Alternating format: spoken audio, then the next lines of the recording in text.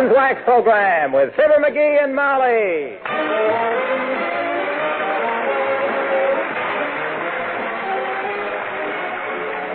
The makers of Johnson's Wax and Johnson's Self-Polishing Glow Coat present Fibber McGee and Molly with Bill Thompson, Gail Gordon, Arthur Q. Bryan, and me, Harlow Wilcox. The script is by Don Quinn and Phil Leslie. Music by the King's Men and Billy Mills Orchestra.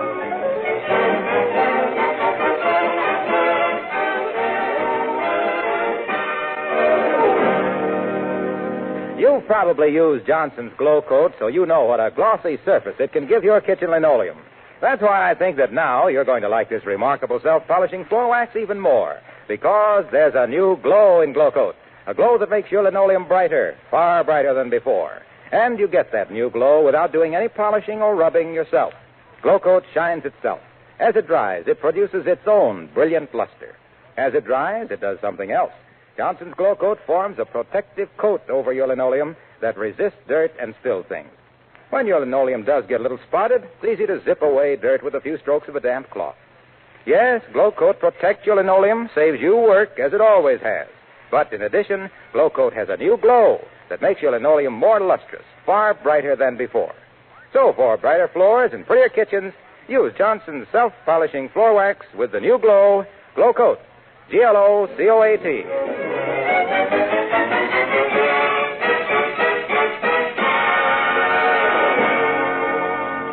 When Mr. McGee of 79 Wistful Vista misplaces something, all he has to do is ask his wife where it is. But when Mrs. McGee is looking for something, she's strictly on her own.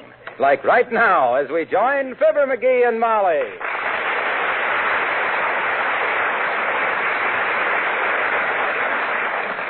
All right, McGee, I give up. Where is it? Huh? Where's what? The little portable radio. You mean our little radio with the imitation red alligator plastic covering that the volume knob always comes off in your hand and you can't get anything on it except police calls, except when you're trying to get police calls? That the one you mean? Well, considering it's the only portable radio we have, that was a very shrewd guess, dearie. Where did you put it? Put it right there on the hall table. When? Last May.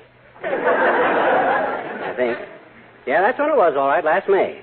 I remember because that was the day I started to take the garden hose downtown to get a new nozzle, and I forgot to unscrew it from the hydrant, and halfway down the block it yanked me back on my, shall we say, hips. So hard that a $2 bill in my wallet was changed into nickels.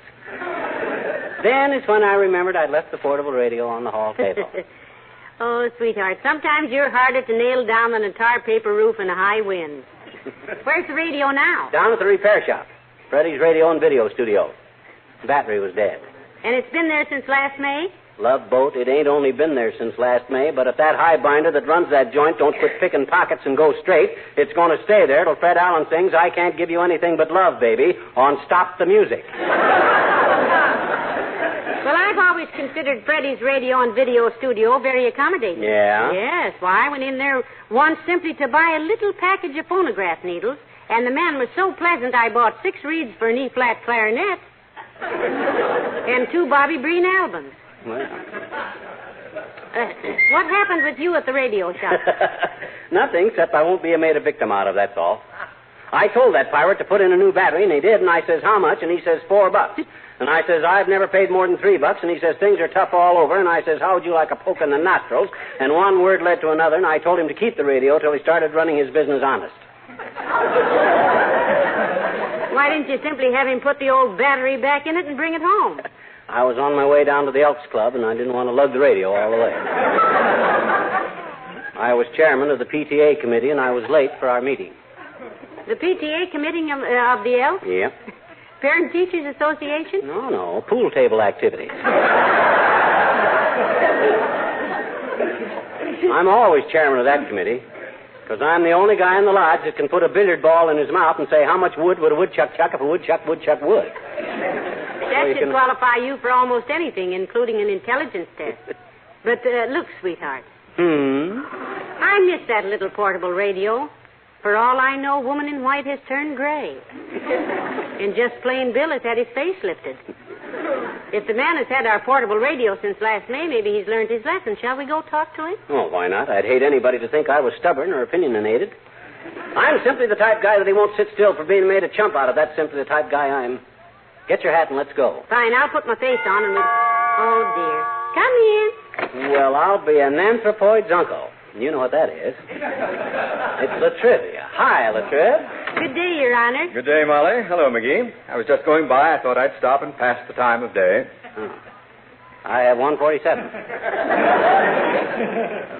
I have 152. Well, my watch says 8:14, but it isn't running.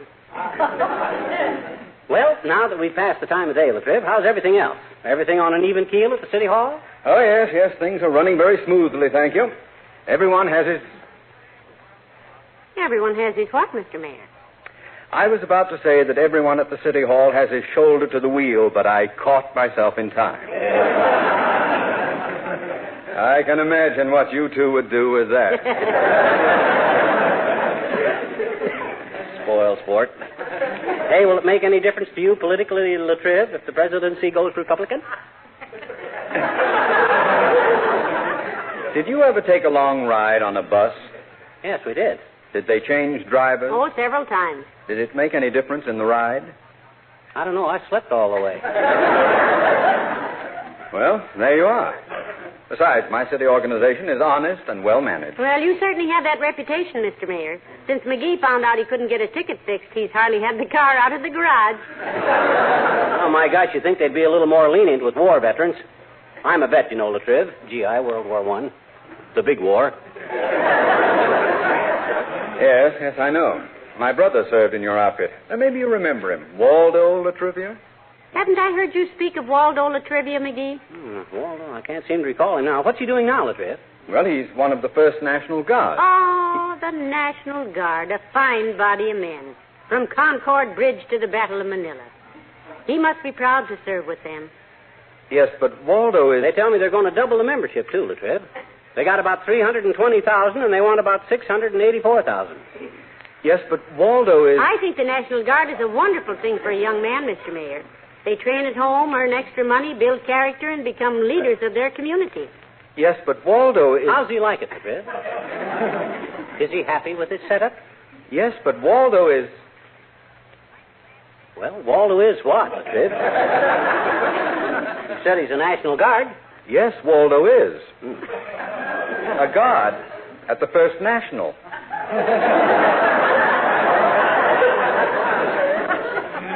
It's a bank.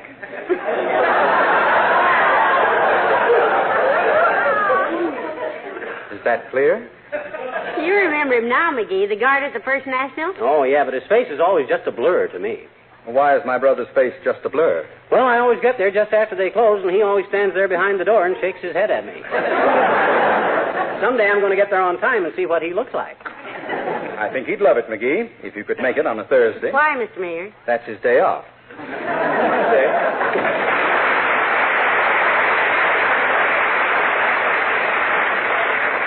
I sometimes wonder how a man who was so easily confused got so far in politics. Don't be naive, Tootsie.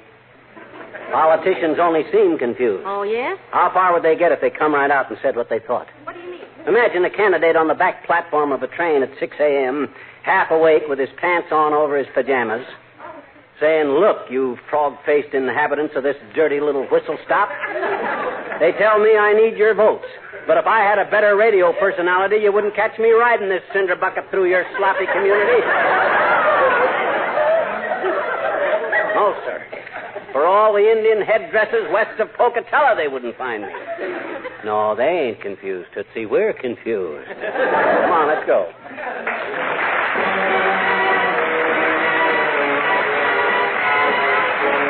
Billy Mills and the orchestra and The Hair of Gold.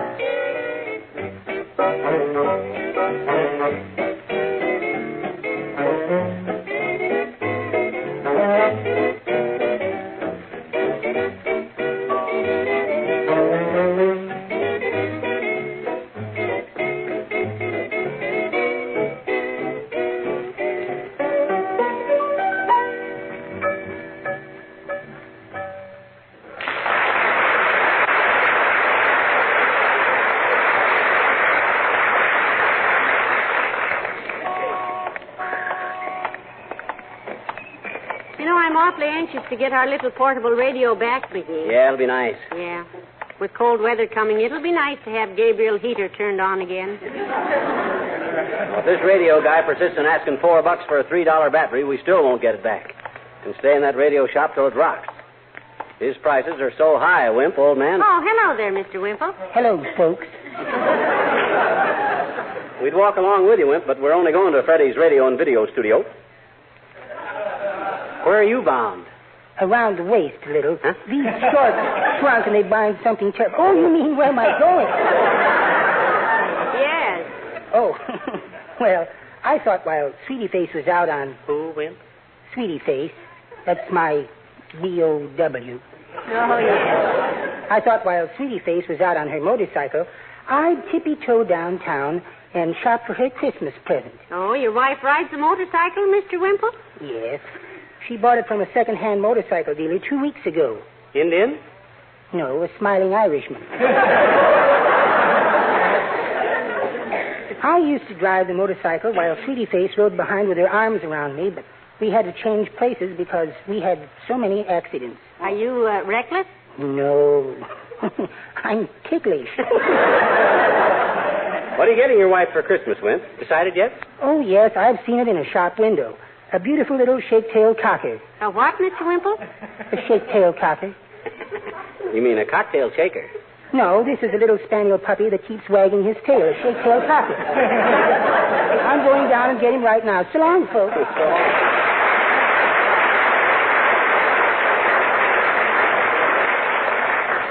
When I think how long we've been without our little portable radio, it just makes me sick, McGee. My goodness, you could have designed 5 new ones in that time. I'll say I could. Matter of fact, I had a job doing industrial designing once in a canning factory, designing tin cans. McGee, you never told me you used to design tin cans. I never told you about the two-tone tuna tin I designed for the Town Talk Tuna You Company. never did. Well, Snooky, I will. I was the top tin can designer for the Town Talk Tuna Company, and I turned out tuna tins by the ton. You did? I had a type of tin in 2 tones a ton, the tan that was the talk of the tuna trade. But one tan turned 2 tones too tawny, so I had to tone down the tawny tan and tone up the other tan, so the tuna tin I turned out was the finest 2-tone tan tuna tin in town. I used tons of tan and tens of tons of tin in turning out the toniest 2-tone tan tuna tin they ever tuned tin in. Kept me pretty busy turning out tins, and between the tons of tan and the tons of tin, the tan on the tin, the tune in the tin, the 2-tone tins with the tan and the 2-tone tan. Hold it, McGee, hold it. Here comes Mr. Wilcox. Say hello for me, will you? I'm out of breath. All right. Hello, Mr. Wilcox. Hi, Junior. Hello, Molly. Hi, pal. Hey, what are you breathing so hard for, pal? You've been running? No, I was telling Molly about the time I was a 2-tone tan tuna tin turner outer for the Town Talk Tuna Company. I'd take tons of tan and turn 2 tons of tin. You don't want to hear that again, do you, Molly? No, dear. Not even if you could say it again.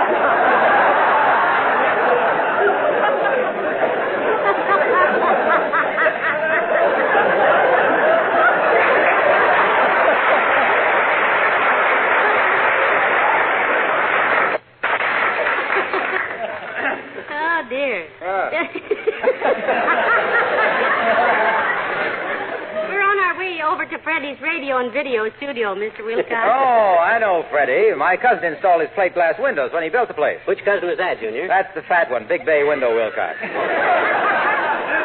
He's front man for the glass company. Going to look at television sets, pal? Not yet, Mr. Wilcox. Not until they have smaller prices and bigger screens. We won't buy it from Freddie anyhow, Junior. That guy's a burglar.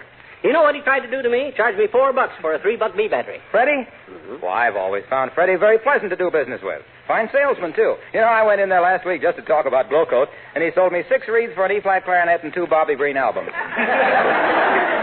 Heavenly days, you know he sold me the same thing. Oh, well, it was worth it to me. I sold him a year's supply of the new Glow Coat with the new glow. Oh. Because being a progressive businessman and knowing the value of appearances, Freddie felt that the new Glow Coat with the new glow would give his shop a certain eye appeal. I appeal, Your Honor. Appeal overruled. Proceed with your case, Counselor. Thank you. As I say, the new glow in Glow Coat does so much to bring out the faded beauty. And warm linoleum and give it a hard, protective finish that's practically impervious to scuffs and scratches. The new glow coat is so easy to apply, too. Just pour it around, spread it around in 20 minutes or less. It shines to a shinier finish than ever before. Look, Waxy. Yes, pal? Were you on your way somewhere? We don't want to detain you. Well, yes, as a matter of fact, I was just on my way to the police station. What? We haven't seen our minister for several days, and we're a little worried about him. Oh, that's too bad, Mr. Wilcox. To whom do you report a case like that? The Bureau of Missing Parsons.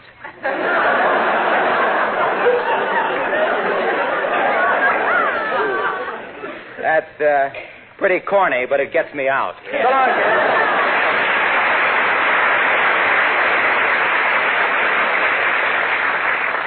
Bureau of Missing Parsons. You know something? He might come out of there with Luella. Well, here's Freddie's radio and video studio, kiddo. Let's go in. You go ahead, dearie. I want to stop at the Bontown a minute. I'll be with you in a minute. Take your time, kiddo. Freddie's a hard man to convince. Now, look here, Freddie. About that radio I left here last May. Hey, Freddie. Hi, mister. Oh, hi, Jeannie. Where's Freddie? He's in the back room, mister. Oh? And he doesn't want to be disturbed. The doctor's examining him. The doctor? My gosh, you have an accident or something? Kind of one, I guess. Well, what happened? Well, he was playing a record for me, and I said, "What record is that?" And he said, "I don't know. I forgot to look at the label." And he tried to read it while the record was spinning. And he turned his head around so fast he thinks maybe he broke his neck. The doctor's out there unwinding him now. Well, I hope he didn't break his neck, sis. I was looking forward to doing that myself. Hey, what are you doing out of school this afternoon, anyhow? Oh, well, Willie Toops and I got let out early today on account of we got 100 in spelling, I betcha. Oh, you did, eh? Sure, we all... I says you did, huh? Did what? Got let out early. Oh. You and Willie, too. Why? Because you got 100 in spelling. I know it. Willie got 60 and I got 40.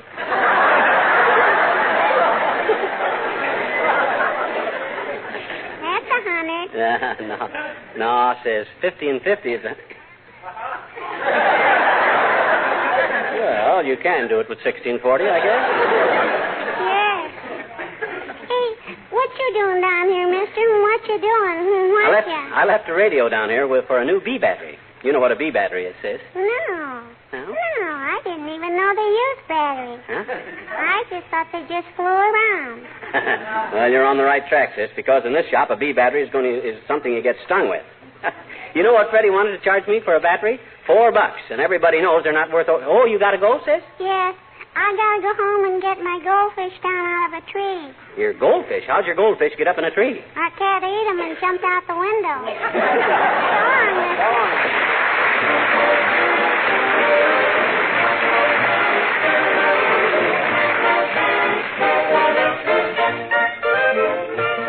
The King's Men and Love Somebody. Love somebody, yes I do. Love somebody, yes I do. Love somebody, yes I do. I love somebody, but I won't say who. Love somebody, yes I do. Love somebody, yes I do. Love somebody, yes I do. I love somebody, but I won't say who. She's a dream and just so tall. Got her picture on my wall. When I saw her, did I fall? If she kissed me, I wouldn't mind at all. I love somebody, yes I do. Love somebody, yes I do. Love somebody, yes I do. I love somebody, but I won't say who. Don't know why she acts so shy. She ought to know I wouldn't hurt a fly. You know, I hope she doesn't pass me by. 'Cause if she did, I'd die. I know I'd die. I love somebody, yes I do. Love somebody, yes I do. Love somebody, yes I do. I love somebody, but I won't say who. I wouldn't tell anybody, 'cause that somebody might tell somebody else, and I'd get killed in the rush. So it's a secret that I love somebody, yes I do. Love somebody, yes I do. Love somebody, you guess who? You'll never guess, so I'll confess I love somebody, yes I do. Love somebody, yes I do. Love somebody, you guess who? somebody is. Who else, baby, but you?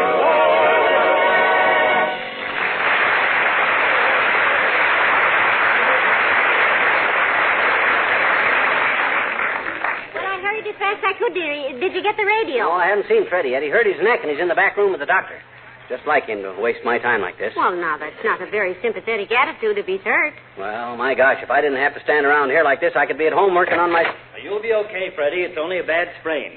But after this, if you must read a label while the record's turning, climb up on the turntable and ride around with it. McGee, it's Dr. Gamble. Yes, I recognize him. Hello, Doctor. Hi, Doc. Hello, Molly.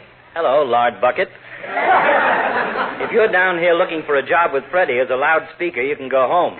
You're too loud, your tone is bad, and you've got no connections. Look, horse nurse. Remind me to give you a joke book for Christmas. If you could get as thin as your material is getting... Now, boy, dear. Stop it. Was Freddie seriously hurt, Doctor? No, he's just getting dressed. He'll be out in a minute. Is he well enough for me to give him a poke in the nose, Doc? Is he small enough? They don't come too small for me. If he don't... Now, wait a minute, Grumblebum. What have you got against Freddie? He's a nice guy, and he's a friend of mine. Oh, it's just a misunderstanding, Doctor. In a pig's clavicle, it's a misunderstanding. You know what that dirty pirate tried to do, Doc? Tried to stick me $4 for a B battery for my radio after he'd already put it in. I stomped out and left the set here. That was 6 months ago, and we just came back to see if the man is inclined to be more reasonable, since McGee won't be. Not knowing anything about the case, my sympathy is automatically with Freddie. For a guy who is no bargain himself, Bucklewart, you're awfully fond of getting one. You hang on to a buck like a lovesick squaw. Oh, yeah? Well, I'm just careful, forceps fingers. When I spend my dough for something, I expect a fair price on it. Unless I can chisel it down, of course. He does like to get his money's worth, Doctor. Yes, I know. Every time he comes to my office for a $2 call, he sits on a $7 test tube and plays darts with my new hypodermic. Incidentally, old liver twiddler, I notice that no matter how many people are waiting to see you, you always take me first. Isn't that nice? I sure appreciate that, too, Doc. Nothing like being a friend of the doctor. Friendship has nothing to do with it. I don't dare leave you in the reception room with other people. By the time you get through telling them your horrible symptoms, it takes me the rest of the day to convince them they'll live through the night. And by the way... Yes, Doctor? I had a very interesting conversation with the Pin Boys at the bowling alley about you last night. Oh, about McGee, Doctor? Yes, they can't understand how a man who is so loose with his lip can be so tight with his tips. Hey, now, wait a minute, Tissue Stitcher. Now, that isn't quite fair, Doctor. When McGee won the Elks tournament last year, I saw him tip one of the Pin Boys $3. You betcha. With my own eyes, I saw him. Certainly, $3. The serial numbers were A, now 19768, 69, and 70. Yes, and he was the clumsiest pin boy in the place, too. That's it. Every time McGee rolled the ball, I saw that boy kick over 3 or 4 pins. Well, I would love to stay and hear more about how the boy throws his money away, Molly, but I must run along. I've got to stop at the hospital for a little cutting chore and then make some house calls. My, you must do some wonderful operations, Dr. Gamble. Yeah, what's this one going to be like, Doc? Pretty tricky? Oh, no, it's nothing really. I merely take a special instrument with a sharp cutting edge and make a series of sweeping lateral strokes parallel and contiguous to each other and sterilize the entire area. Wow. Then I apply hot gauze packs to the skin, and if there's any unusual bleeding, I cauterize the wounds. It's nothing. My gosh, that sounds pretty complicated to me, Doc. What do you call an operation like that? Shaving. Come on.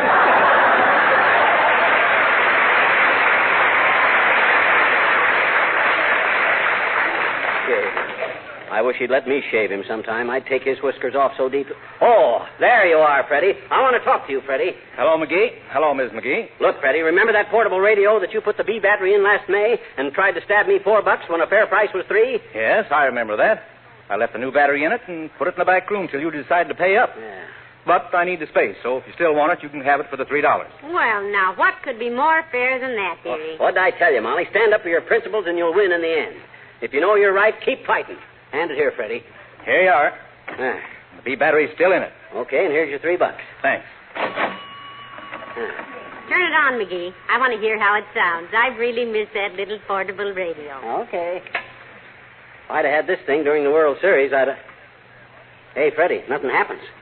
I thought you put in a new B battery. I did, but that was 6 months ago. They go dead if you don't use them, you know. My goodness, I never thought of that. Well, me neither. Get me a new battery, Fred. All right. How much? $5. They've gone up. Well, that's fair enough. Put it in, Freddie. I'm no piker. Okay. And say, I just got a fresh batch of reeds for an E-flat clarinet. Huh? Yeah, they're pretty hard to get, so you better believe it.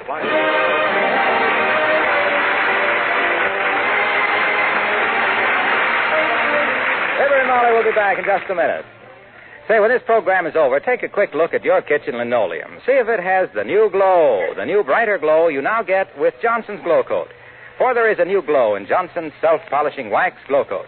A glow that's brighter, far brighter than before. Makes it a pleasure to look at your linoleum. It sparkles so brightly. And that glossier surface is as easy to get as ever. You just apply Johnson's Glow Coat to your linoleum, and your work is finished. Glow Coat does the rest. Produces its own brilliant luster as it dries. It's a luster that protects your linoleum, and a luster that's easy to clean. You can zip dirt off that glossy Glow Coat surface with a few strokes of a damp cloth. Why not order Glow Coat tomorrow? That's the Johnson self-polishing floor wax with the new glow. Glocoat. You'll see what the new glow means when you see a brighter gloss on your own linoleum in your own kitchen.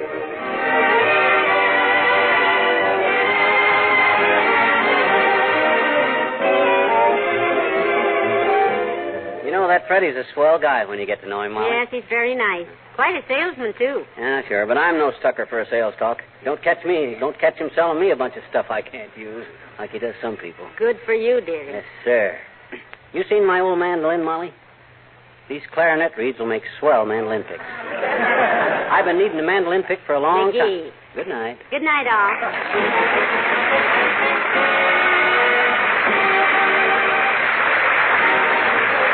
The makers of Johnson's Wax and Johnson's Self-Polishing Glow Coat, Racine, Wisconsin, and Brantford, Canada, bring you Fibber McGee and Molly each week at this time, and Fred Waring on Monday and Wednesday morning. Be with us again next Tuesday night, won't you? Good night. This is NBC, the National Broadcasting Company.